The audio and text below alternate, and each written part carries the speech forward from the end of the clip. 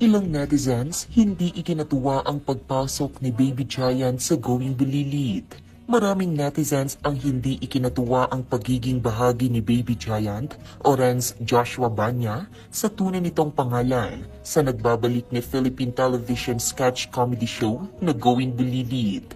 Ang nasabing programa ay isa sa mga pinakatanyag na sketch comedy show sa bansa na kilala sa pagbibigay ng mga aliw at tawa sa mga manonood sa pamamagitan ng mga batang komedyante.